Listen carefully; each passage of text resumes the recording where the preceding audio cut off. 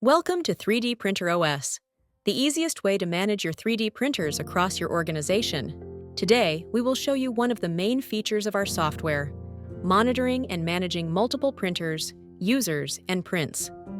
Let's queue a job from a regular user account and leave a message for an admin. As you can see, we have introduced a dark theme for those who prefer a dark UI.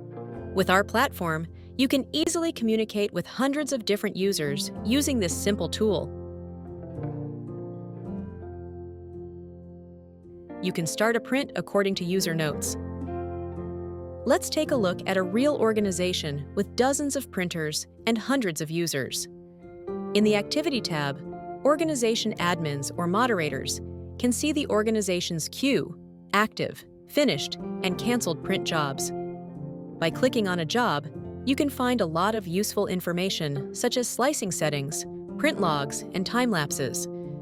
You can also view the job in our toolpath to see a 3D visualization of the printing process. Take a look at this finished job. Once it is finished printing, you can access a full time lapse of the print. Let's zoom in and see the printing process sped up.